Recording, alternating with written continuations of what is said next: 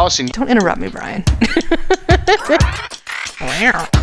And it's small, it's portable, it fits in a backpack, take it on the train, take it on the plane. It'll probably just be me waving at you, which is the most obnoxious thing on Messenger that has ever been invented. Yes. You apologize, but I think anybody that listens to this show regularly knows that I'm fairly unstable.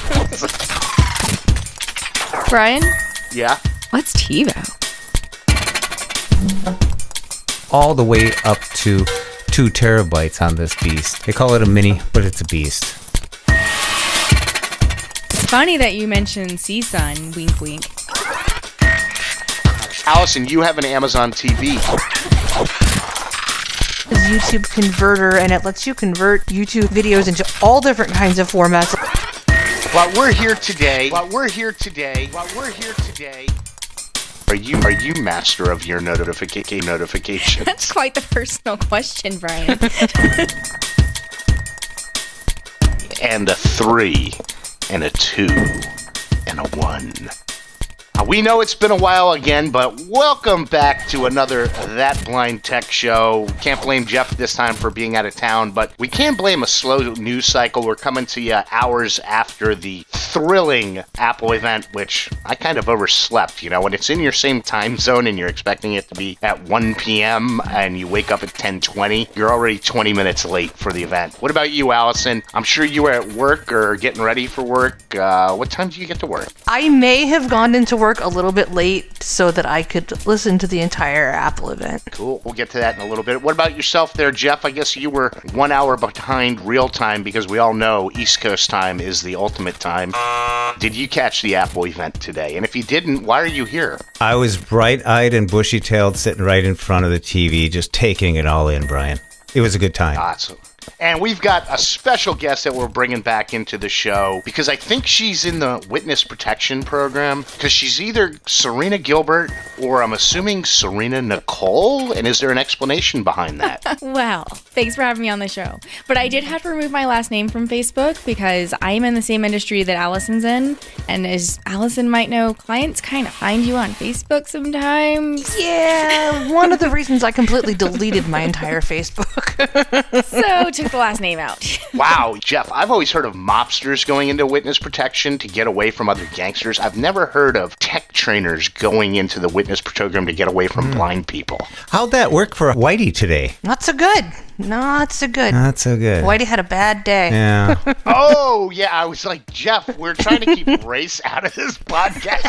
I'm still lost. I have no clue what he's talking about. I'll educate you. Whitey Bulger, the former head of the Boston mob, was whacked in prison today, like 5 minutes after they transferred him to his new home. Yep, somebody had it in for him. Yeah, so I was like, wow, Jeff, making this show, you know, it's never a good thing to mention race, but when the race is the gangster's first name, Whitey, yeah. Yes, so that makes it okay.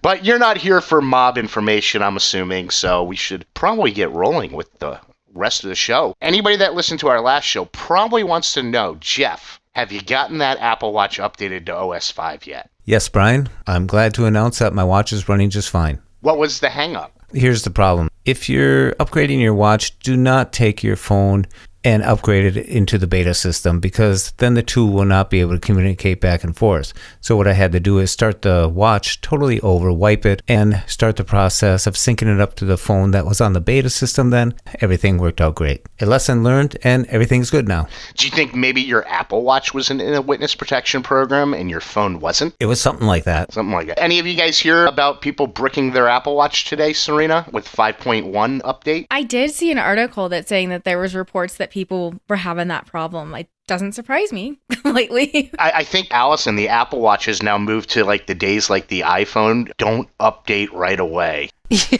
I kind of want to, though, and see if it happens so that I can provide valuable feedback to Apple, and which may or may not include 4-letter words if it's bricked.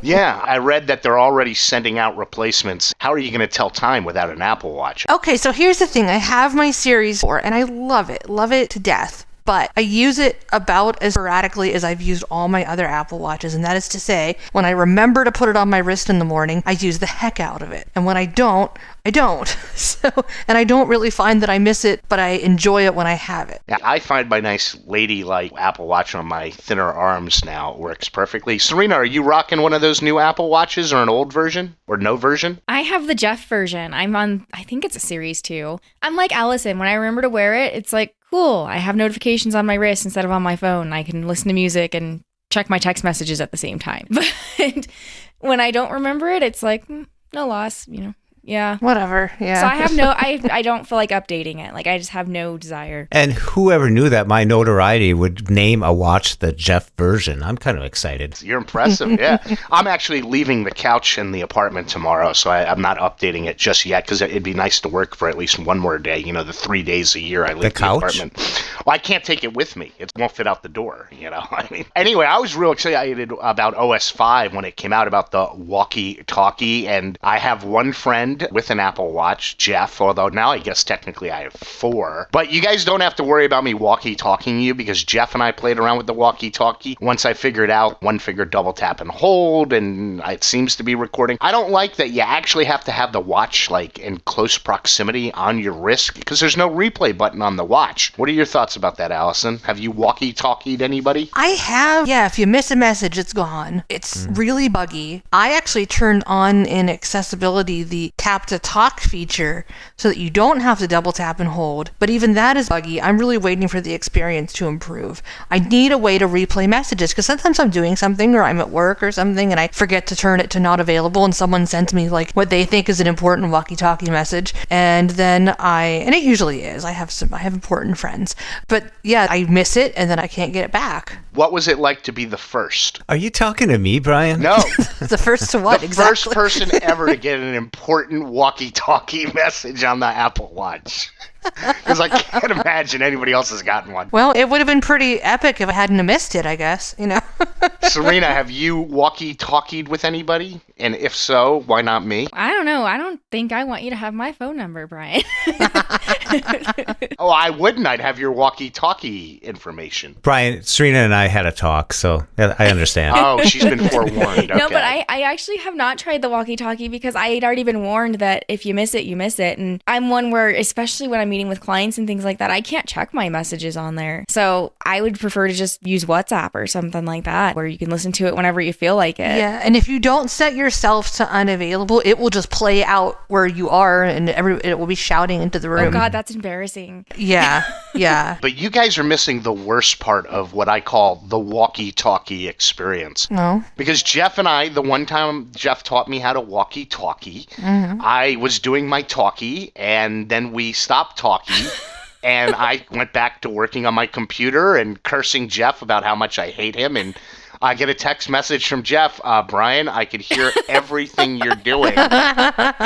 Your walkie-talkie is still talking. And that was the end of the walkie-talkie experience for Brian. And the end of your friendship, it sounds like. In full disclosure here, I want to just say this. Just because you walkie-talkie someone, does that make them your friend? Oh. I'm just saying that. And now I know why Brian did go blind. Jeez, that's harsh. Hey. So I had to text him and shut that thing off. I have not walkie-talkied myself. It's something you need another person to do it with, like other things in life. But, so let us know about your walkie-talkie experiences. If anybody's had an embarrassing goof where they've left their walkie-talkie recording and now their marriage is over, we want to hear about it. So email us in at thatblindtechshow@gmail.com or tweet us in to tell the whole world what happened at blindtechshow. At Blind Tech Show. So. But seriously, were you really saying some pretty embarrassing things? When does he not? All I heard was his Mac going, then his phone, and then his 1,700 notifications that come in per hour, But the best part was this next subject, because Jeff came up with this phrase earlier today. Jeff, are you still master of your notifications? Jeff doesn't know what that reference comes from. No, he came up with it. He knows what it's from. So are you, Jeff? Brian was talking about his notifications, how he's gotten them organized. I said, you're finally the master of your notifications. I have some on silent now. So for example, when a horrific event happens in the world, I don't get 180 sources sending me. Some of the notifications were pushing other ones out of the way and not letting them finish read because I was getting so many. So now I am king of the castle, master of my notifications. But how are you enjoying the new notifications, Serina? And I love asking a woman this. Are you master of your notifications? That's quite the personal question, Brian. Well, I figure we've now podcasted together twice.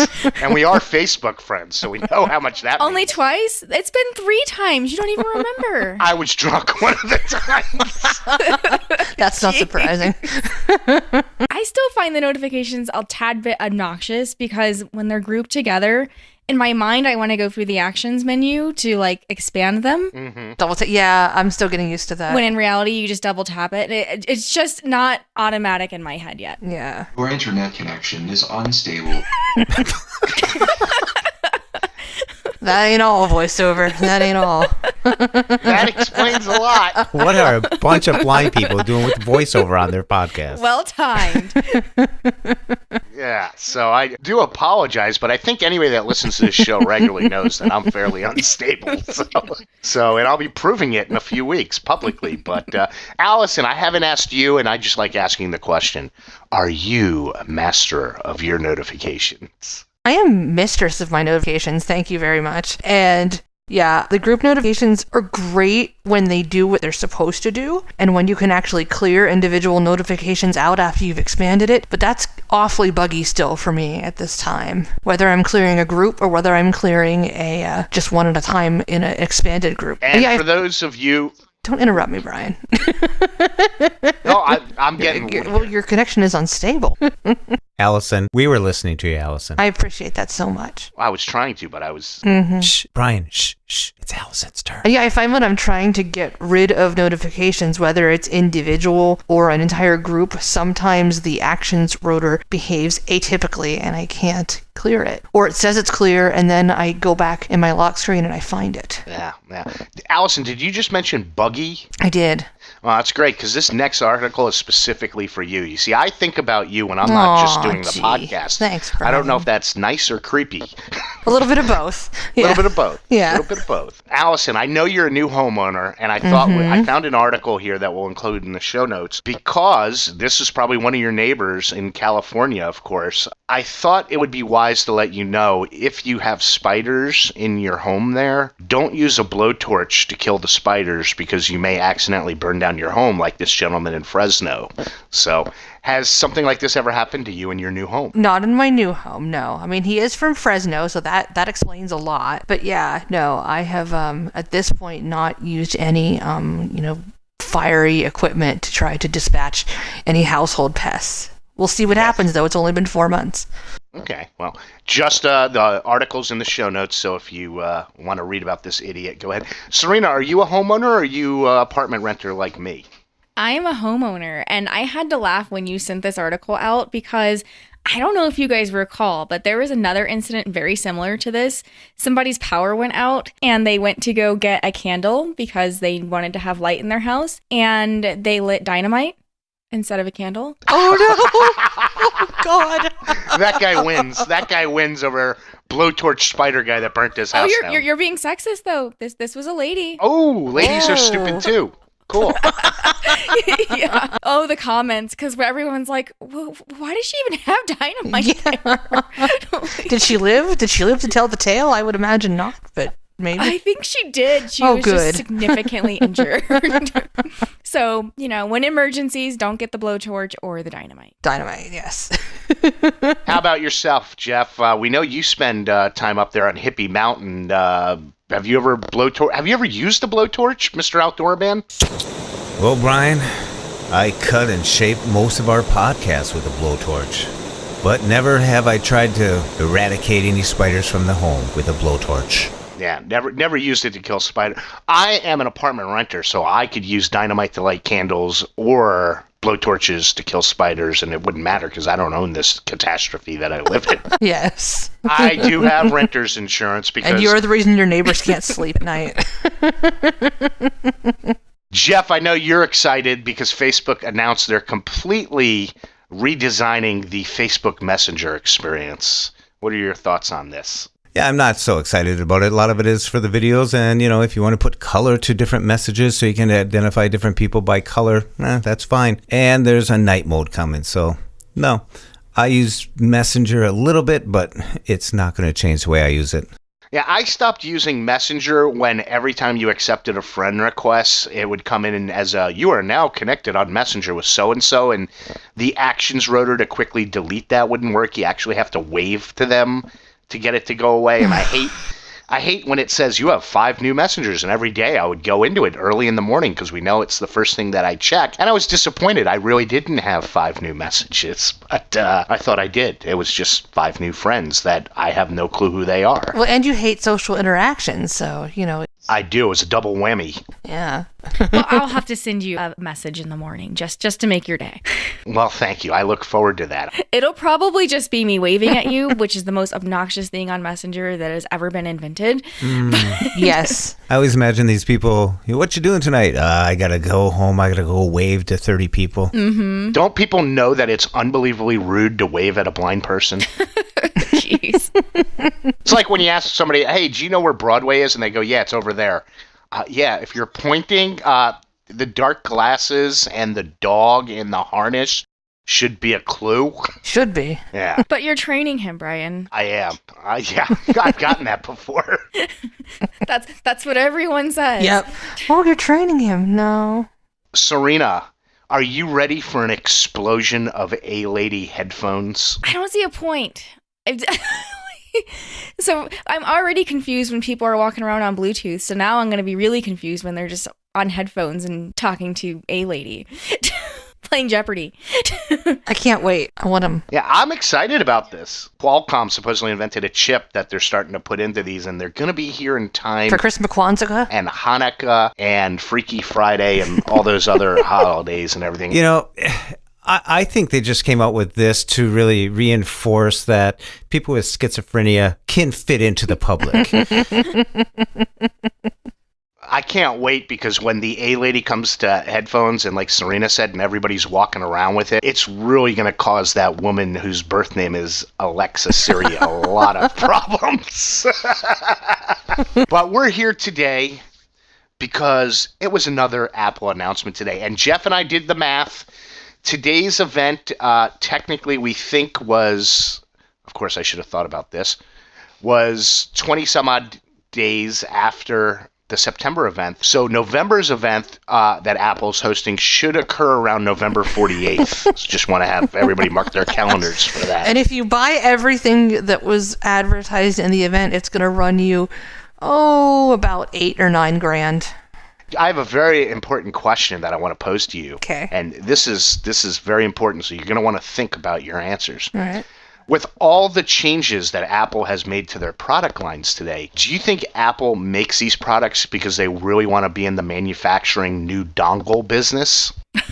Serina, what are your thoughts? That was the first thing that I considered because that MacBook Air looks pretty sweet. I was like, oh, I want one. But I don't feel like getting a dongle for all my USB ports because I don't have any USB-C accessories. Not yet. Yeah. Not unless Santa sends me some for Christmas. Christmas is coming. And they'll probably give us the dongle for the first year and a half, and then it'll vanish from their products and everything. Like the headphone adapter. What about you, Allison? Do you think Apple really wants to be in the dongle making business? And I just love using that word. They must, but honestly, they're trying to get ahead of the curve on this USB-C technology. I get it. Everything is moving over to that. But it's going to take a minute. I'm personally not interested in the MacBook Air at all. I have my Surface Book, and it runs circles around it. So, Jeff, you're the dongle master.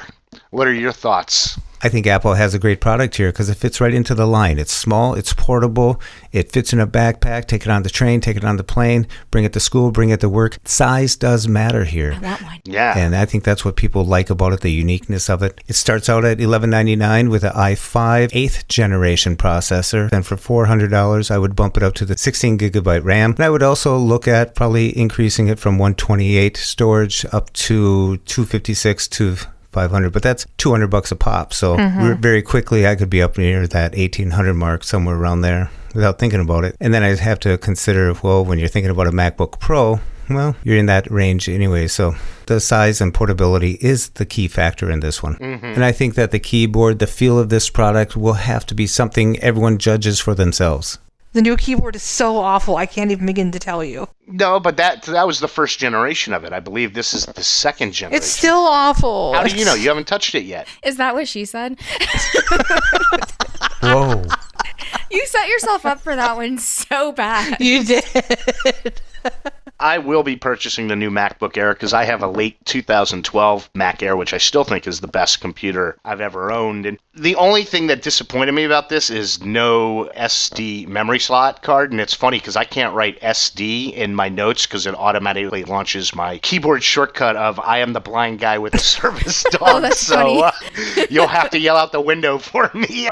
But I would have liked an SD card slot. The one thing I was kind of curious about, didn't they just come out with new MacBook Pros a few months ago? And if you've bought one, are you annoyed and pissed when Apple comes out and says this is the greatest Mac we've ever released? Well, it doesn't have the touch bar, right? Correct. So that's a good thing. Yeah, and it's much smaller too, isn't it? Correct. The MacBook Air and do the new MacBook Pros have regular USB ports still or? Nope, because in 2016 they got rid of the SD card slot, they got rid of HDMI, they got rid of the Thunderbolt 2 ports, and they changed how they charge it, and they replaced it with 4 Thunderbolt and USB-C ports.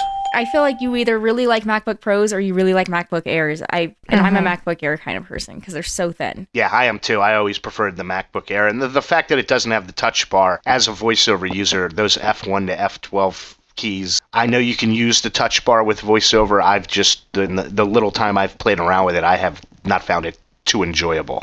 I actually think the new MacBook Air is going to break a trend. It used to be, I can't see the screen, so I'm going to get a smaller notebook and save some money because of the screen cost. Well, this is a performance machine. These are 8th generation processors. They're going to be fast for what you're going to do. Now, if you're in the CAD work, if you're in the extensive graphics or audio work, move up to the MacBook Pro because there you can build quite a workhorse and handle a whole slew of processes all at once, where these machines are going to handle 2 or 3 really well and work fine for a majority of this niche group that wants portability, mobility, stow it away, carry it just over 2 pounds. Perfect for some. Yeah, I'm excited that because we didn't know if this was really going to happen or not, and I'm excited that they are continuing the Mac Air line. Like I said, I've always loved the Mac Air computers and everything. Now, the one Apple product, I guess, that I've never really owned is the Mac Mini, and you could tell how happy people are about this when you hear after 1,475 days, the Mac Mini is being updated and everything. And have any of you ever used the Mac Mini? I love Mac Minis. Love them, love them, love them. Love them, love them, love them, love them, love them, love them, love them, love them, love them. I have an old one from 2010 that I put an SSD and 8 gigs of RAM in a little while back, and it still runs. It's got a crappy processor, so it's not great anymore, but I would love one of these Mac Minis, but I would want to max it out, and to max it out is like $4,200. $4,200, and I can't afford that right now, and I don't know when I'll be able to afford that because homeowner. Yeah, well, question for you that I was kind of curious about, and we won't know until somebody gets one of these. With the 2010 Mac Minis and the older Mac Minis, weren't there some issues using it without a screen and getting VoiceOver to work? And did you ever have any issues, or did they fix that? There were issues on earlier versions of Mac OS. As Mac OS became a more mature operating system, those went away because the last time I was using it with the new setup without a screen, and it was fine, and I didn't have to use one of those HDMI dongles or anything. It worked fine. Serena, have you ever used a Mac Mini? If not, any interest? I've never used one, and the only interest I would have is the price, because I believe is it like $7.99? Yeah. That's where they start at. And that's not bad, for a Mac. For the entry level model, yeah. Obviously, you don't have the monitor and all that stuff with it, but you can get those things later. I would be interested if I needed a stationary computer. Well, the cool thing about the Mini is it does need to be plugged in, but especially if you don't benefit from a monitor like me, it could be portable. You can throw that sucker in your backpack and go and have your powerhouse wherever you go, as long as you have an outlet. Does the Mac Mini have speakers built into it, though, or do you need... It has a speaker that does well enough, and you can either use a wired or a wireless keyboard. What about a headphone jack? Does it have a headphone jack? The one I have does, but I believe it still does. Jeff, to Mac Mini or not to Mac Mini?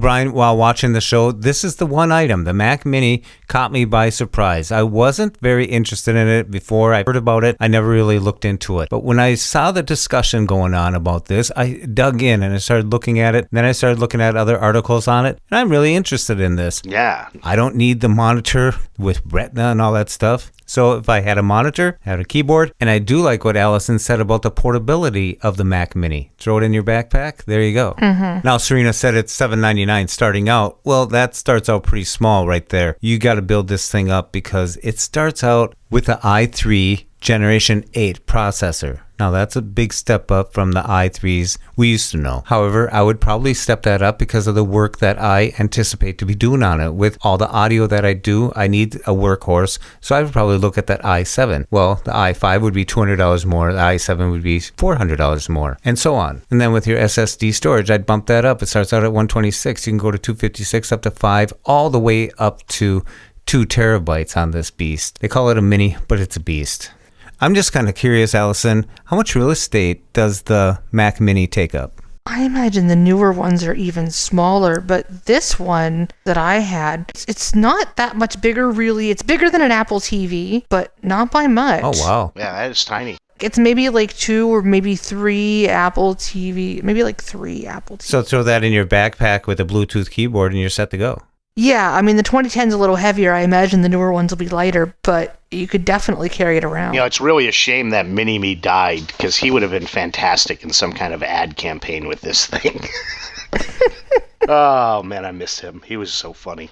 But, yeah, and in my defense, I turned on the Apple TV at 1 p.m. Eastern, and I pulled up the Apple Events app, and I sat there waiting for 3-4 hours, because normally nothing comes on right away, and it just never came on. So that's how I found out I missed it, after sitting around for 4 hours and just getting no audio feedback from the Apple Events app. So, and then Jeff was kind enough to call to ask what I thought, and I said, about what? And he said the Apple event, and that's how I found out I missed it at 10 a.m.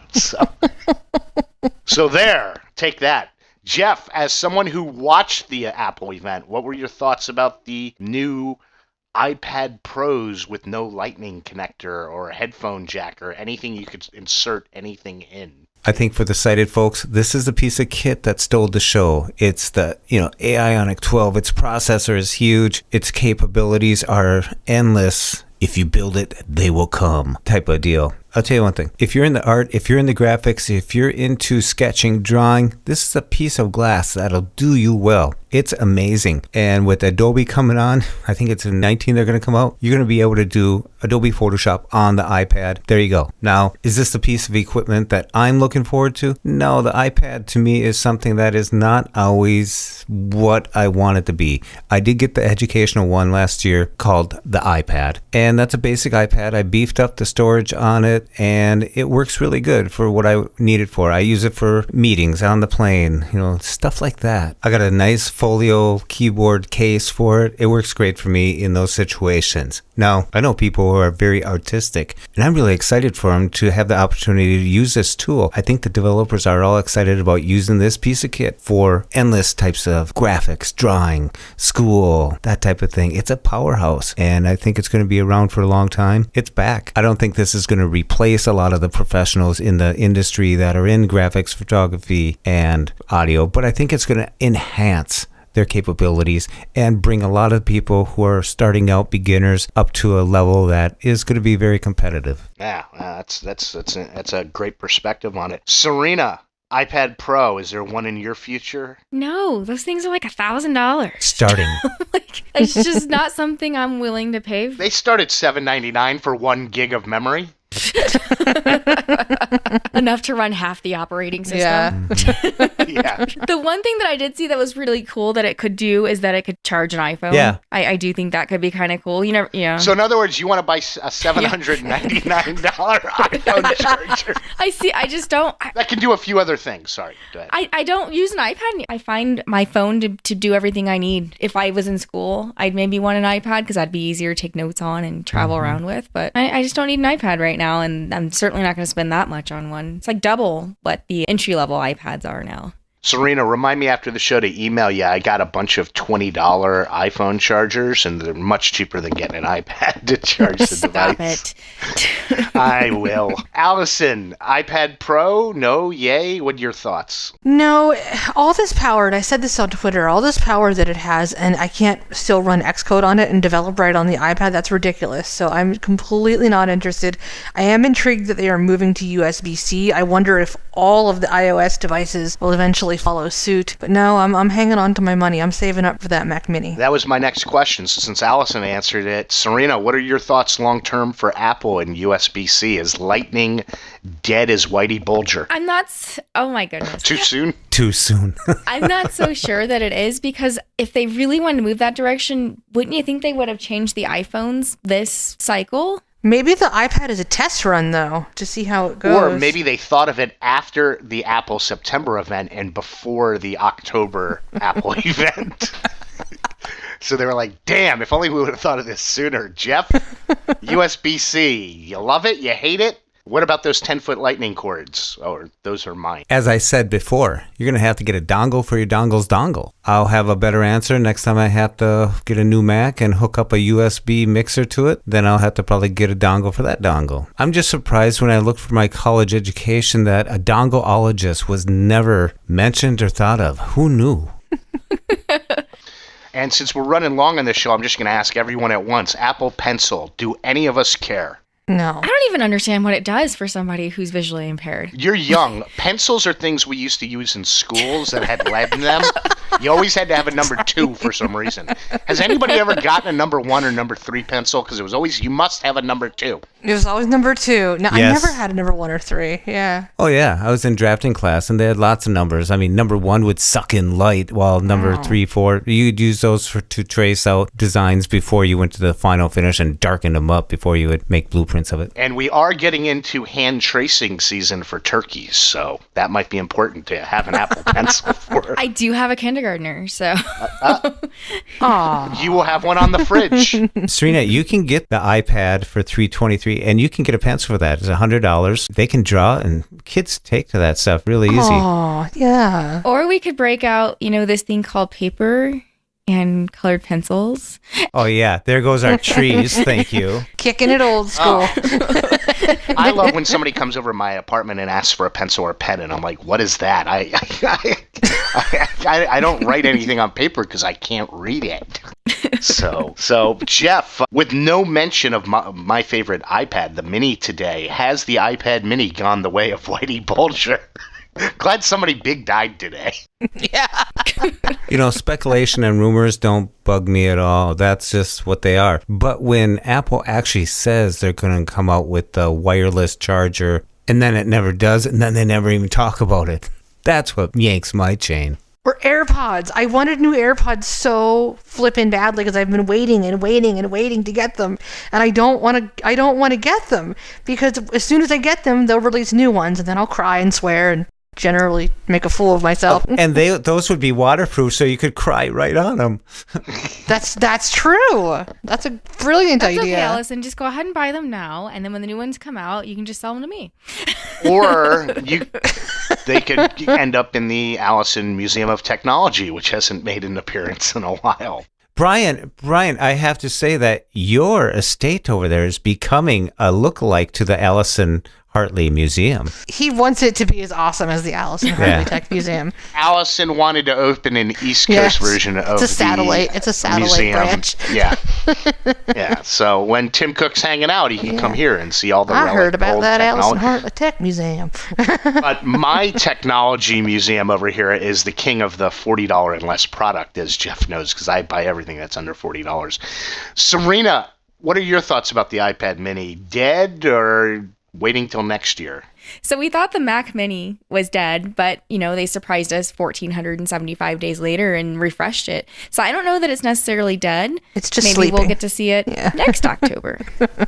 Yeah, it's taking a nap. Technically, they do need to save something for the November 45th event. Maybe air power on November 45th? I can finally breathe. And new pods? Yeah. So, Yeah. Only a year and a half later. Serina, iOS 12.1, FaceTime with 32 people. Are you into group FaceTime? Multiple, you could swap your cards and everything. Anything exciting in iOS 12.1? So I haven't had a chance to test the group FaceTime yet, because I did have the public beta on my phone forever. But I have my parents usually, sometimes they're in 2 different locations when we try to FaceTime, and we've been dying to be able to just do it, like have a big group FaceTime call. So I am excited to try that out, but I couldn't care less about the new emoji. There's no guide dog yet, so I don't care yet. There isn't. They don't put the guide dog? No, it's not due till like 2020 or 2019. Like it's the next iteration of emoji. So it'll be Oh, so fitting. 2020 vision, the guide dog, tie it together. Apple, they're clever. But I want it now. When the new guide dog emoji comes out, do you think there will be as much of an outrage as the East Coast and West Coast bagel fans between East Coast and West Coast guide dog users, Allison? Oh, I think it'll be even bigger. That has a seeing eye harness, not a guide dogs for the blind harness. But I live on the West Coast and I went to an East Coast guide dog school, so I bridge the gap. Really? I didn't think you were allowed to bring an East Coast guide dog past the Mississippi. Oh, yeah. I hear them barking. They're all on that other side of the river right now. I'm 500 yards from it. I did update to 12.1 and I did run the beta, and my daughter, I had her do the upgrade, and we did the FaceTime. You can't do it to someone that hasn't upgraded to the 12.1. Mm-hmm. Once she upgraded, she contacted me back, and I turned my face into a monkey. And did you use an emoji to do that? She said, "Dad, you got to hold it further away from you." He goes, so she's guiding me on how to use this. So I was holding it arm's distance away, and I guess I was a monkey face talking, and she took a FaceTime picture of me winking at her. That's a little so creepy. I had a little. It was kind of fun. You can do these other things. You can switch over and put this filter on, and so it's like a black and white sketch of you, and so it's really weird. It's like cartoon or comic book type face. It's really. I think it's really cool for people to. I never thought I'd be saying this. I thought that was all stupid stuff, but once I was in it, knowing that I was a monkey, I didn't have to worry about my hair. Yeah, Jeff, I'll now be referring to you as Monkey Man. So, that's iOS 12.1, and for us single New Yorkers, just absolutely nothing exciting about it. And we're going to talk a little bit about Describe Video. That's the end of the Apple product until our November 45th announcement. But there's a lot going on in Describe Video, and we can't, unfortunately, answer all the questions about these services because even though the 4 of us combined are richer than Jeff Bezos, we actually don't have all of these services. But since there is a lot going on, we do want to let you know there are a lot of choices out there for you to choose from. Have any of you heard, Allison, that YouTube now has Describe Video as part of their, I guess they're offering a cable package like everybody else? On YouTube TV, yes, from what I hear, you can activate it during live programming, but it is not available for on demand. So if you're watching something on demand, you won't be able to turn on audio description. And I did hear this YouTube service, actually, that they're I believe it was the Apple TV app. Don't quote me on that, but the Apple TV app, it was one of their iOS things, worked horribly with VoiceOver. Jeff, any thoughts about YouTube TV and Described Video? I would take it anywhere. Hey, Amazon does a great job. Why not? I'm just not into the YouTube TV thing yet.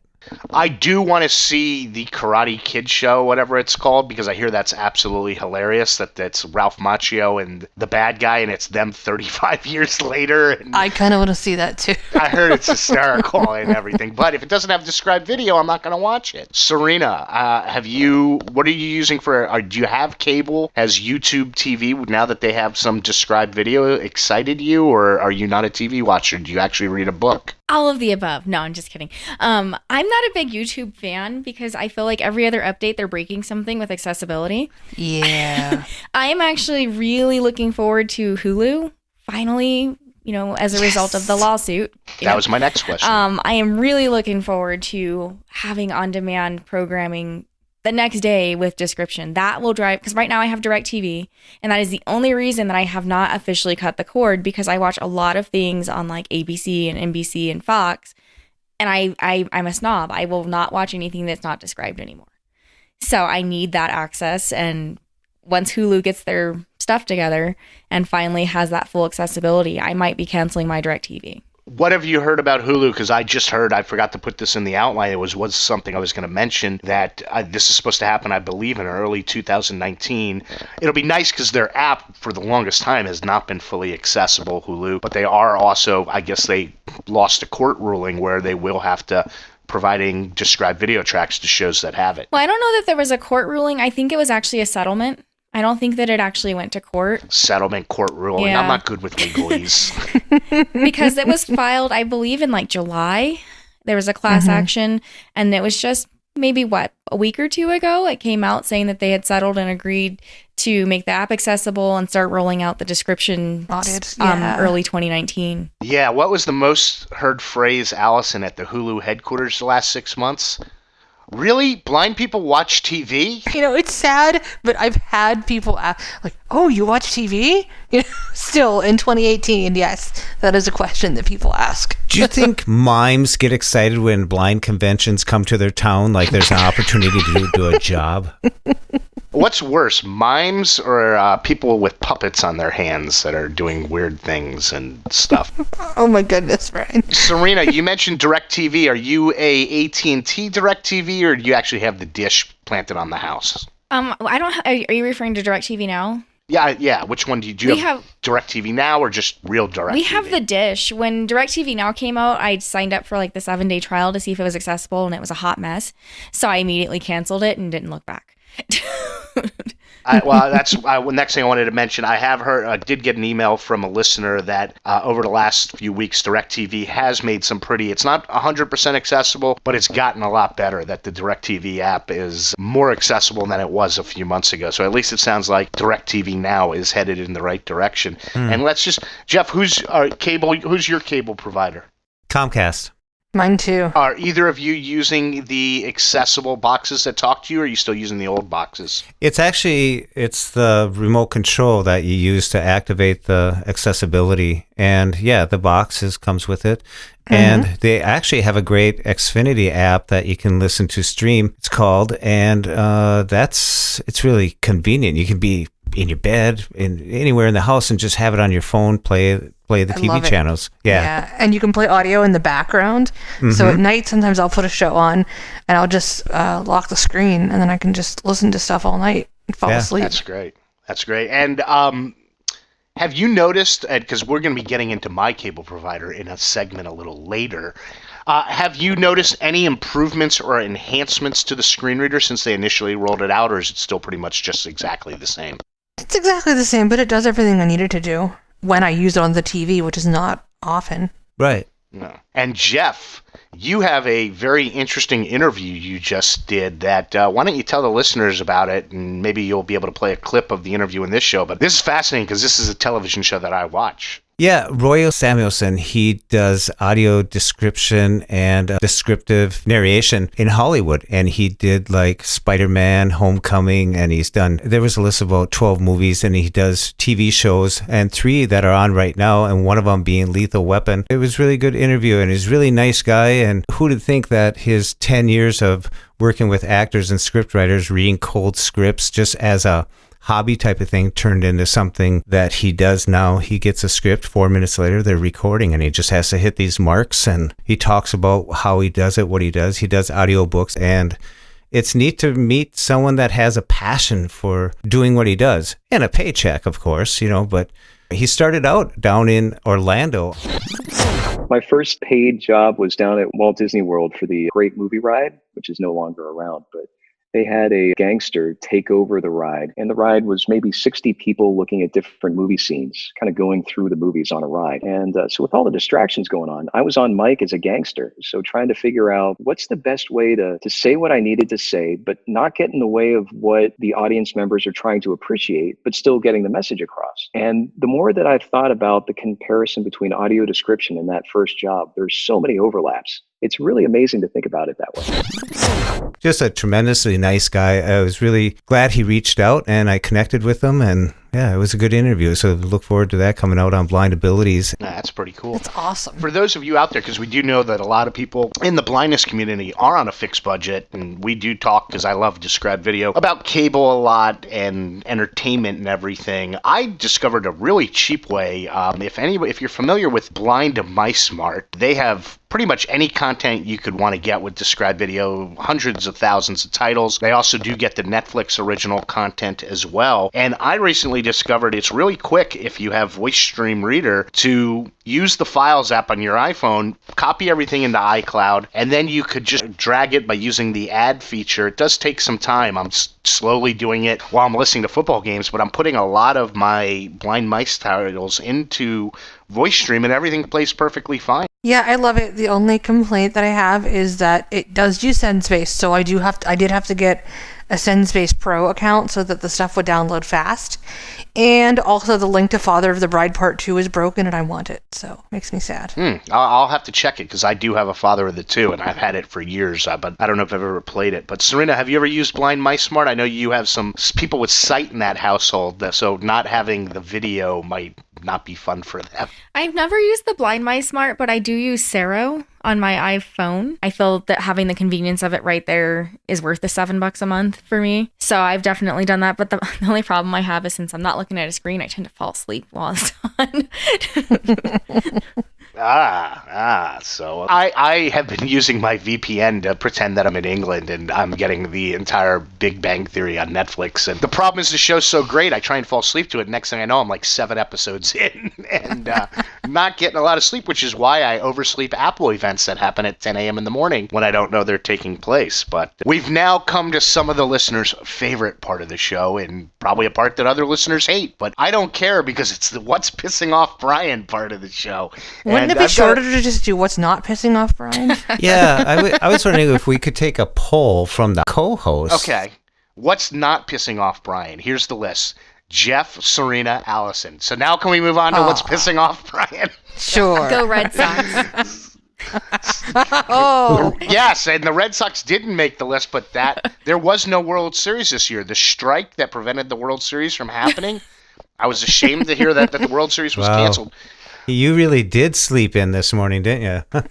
Was it sad that my order of preference in winning the World Series was nuclear holocaust, Dodgers, then Satan rising up, and then Red Sox?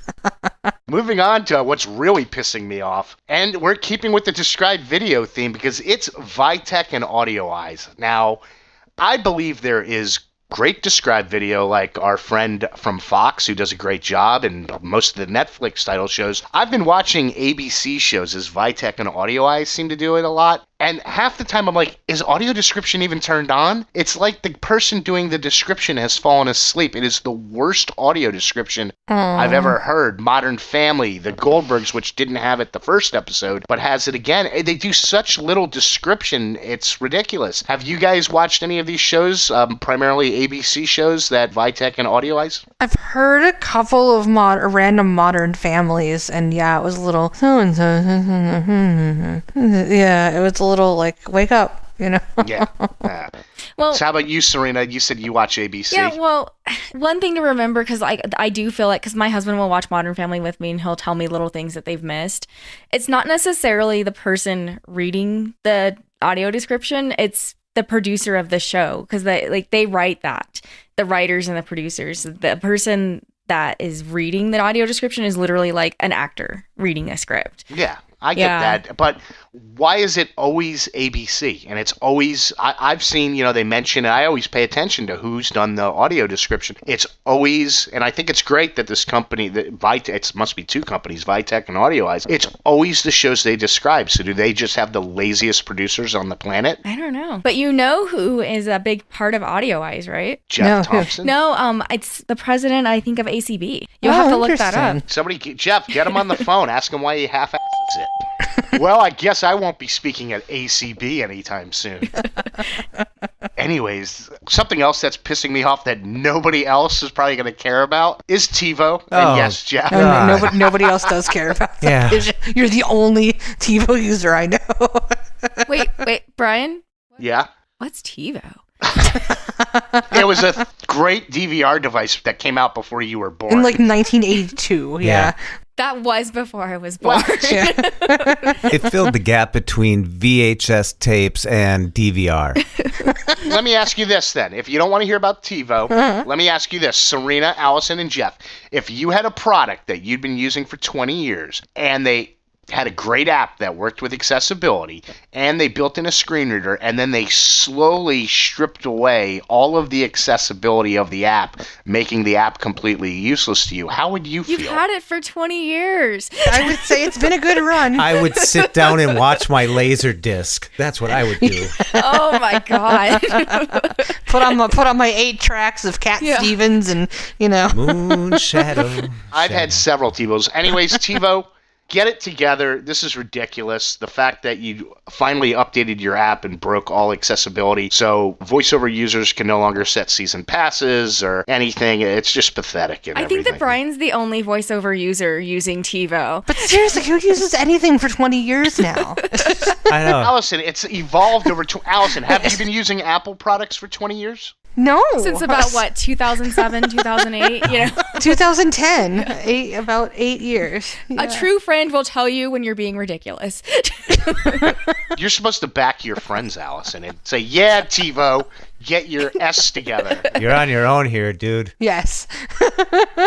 Okay. Well, okay, so I'm being ridiculous on that one.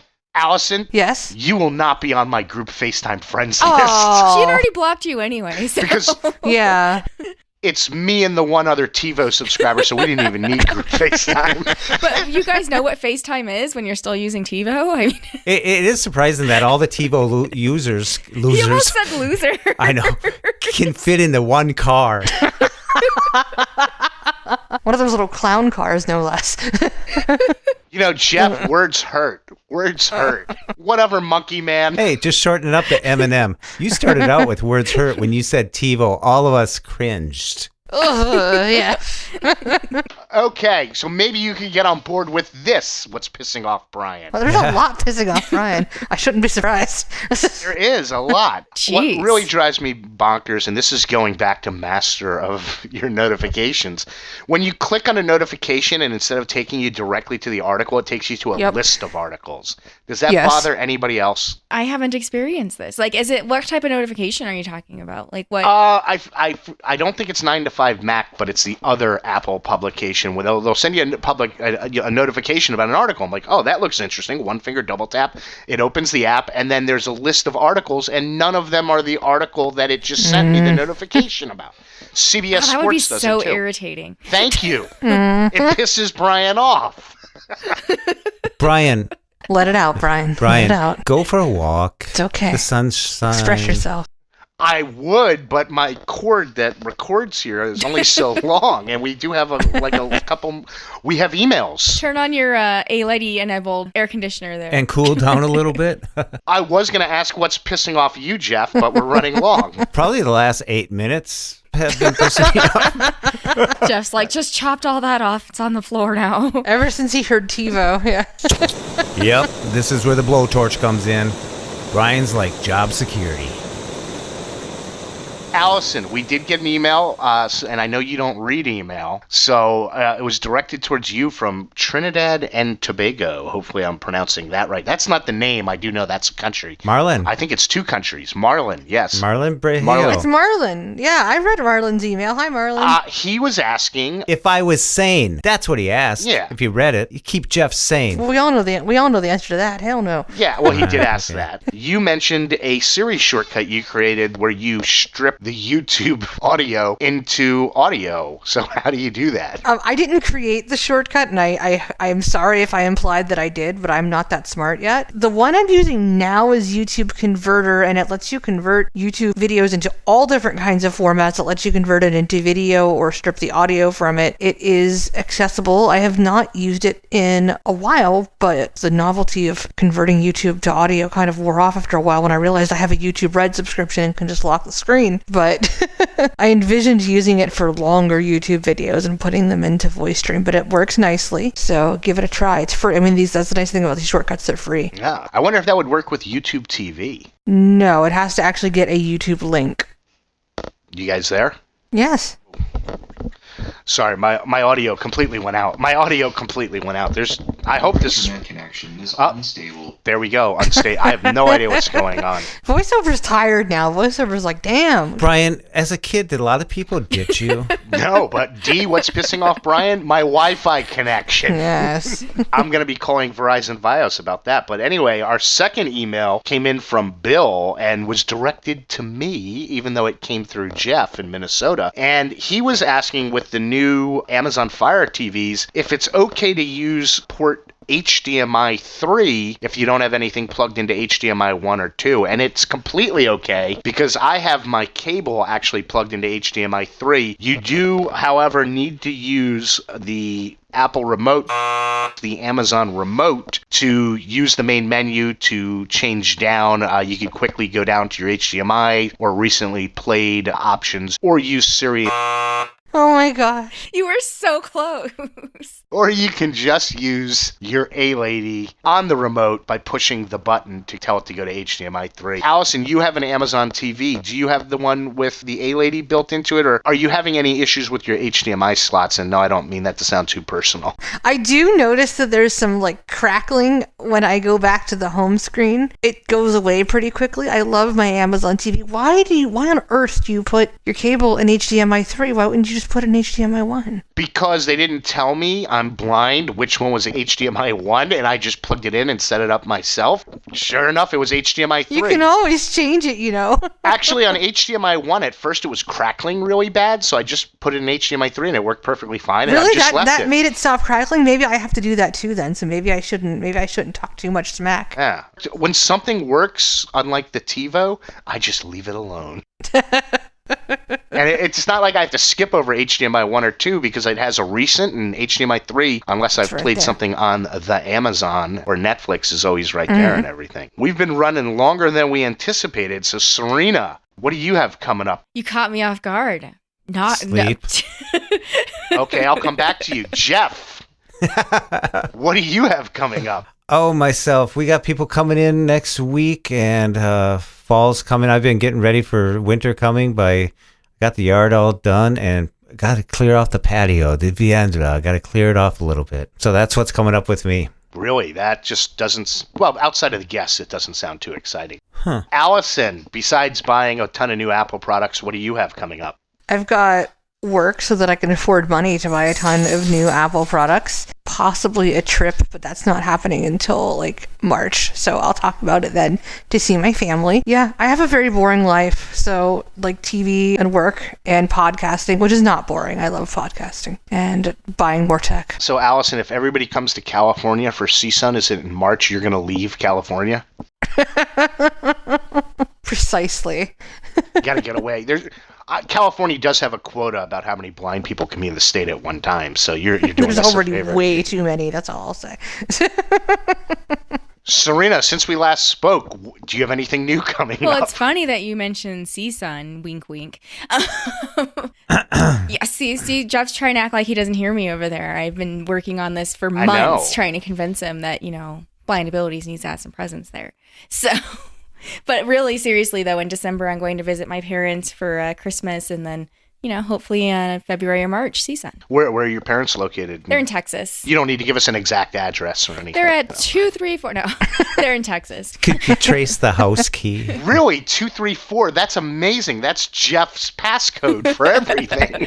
1, 2, 3, 4. Yes. So it is 4-digit. Well, if you guys go to CSUN, maybe if I can get work to pay, I might go. Well, since all my fellow podcasters are rude, I will tell you what I have coming up since no one asked me. You're the and host, everything. dude. Hey, Brian. Yes. What do you have coming up? Well, a lot of TiVo shopping because I think they're coming out with a new one now. I've got a big comedy benefit coming up, our yearly benefit. This will be the last show before Laugh for Sight on November 12th. If you're in the New York City area, come on down to Gotham Comedy Club. We've got a great lineup. Legendary comedian Robert Klein's returning for his 12th year. Francis Ellis from Barstool Sports will be there. Adrian Iapolucci, Richie Reddy, Brian McCarthy, Nash, myself, and we have a very, very, very special big surprise VIP guest. Unfortunately, we can't mention his name. I'll be able to mention his name after he's there, but due to other contractual obligations, we can't use his name to promote the show. But it's somebody you've heard of, somebody that's very popular and we're very excited about.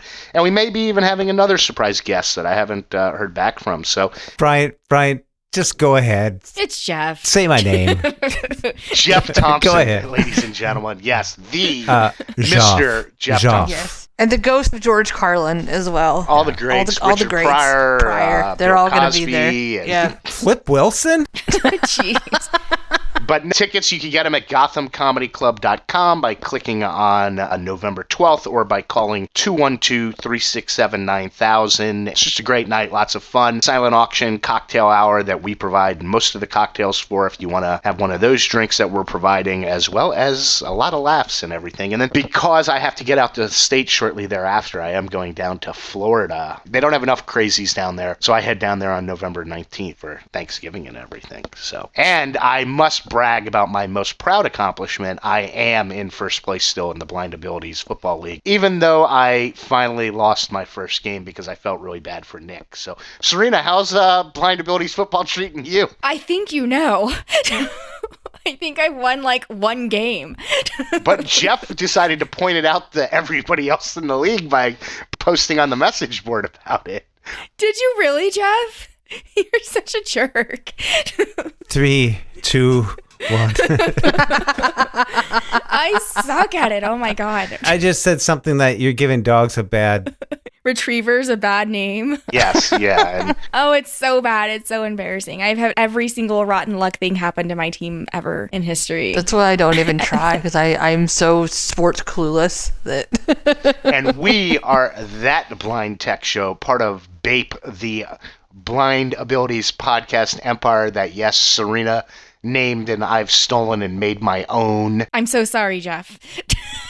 We'll talk, Serina. That's okay. And you could download us via the Blind Abilities podcast feed, That Blind Tech Show, on your favorite podcast player. Just type in That Blind Tech Show, 4 words. And we, I guess, bye for now. Why did I say bye for now? No. That's not how we close it. We How are did you say out. bye? I have no idea. Do I have to go back to another episode and cut and paste that in there? No, 3, 2, 1. This episode, you've had 3 great people and 1 awesome person. I'll let you figure out who's who. But we had Jeff Thompson, who you can follow on Twitter at known as Jeff. We had Serina, who I'm still not 100% certain which her real last name is, but you can follow her at BlindyBlog. I believe that's BlindyBlog.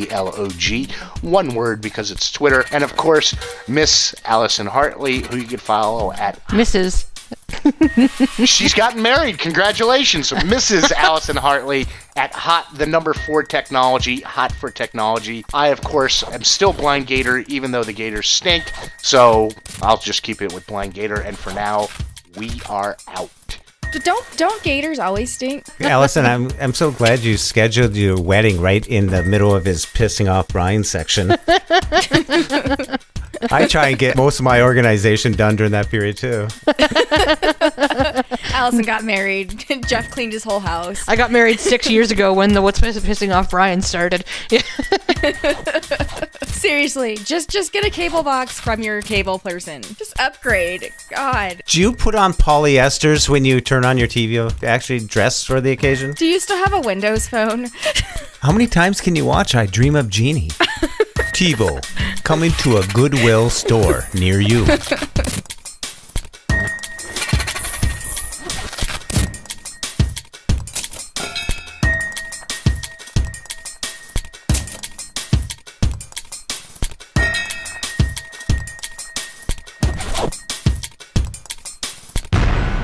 When we share what we see through each other's eyes, we can then begin to bridge the gap between the limited expectations and the realities of blind abilities. The realities of blind abilities.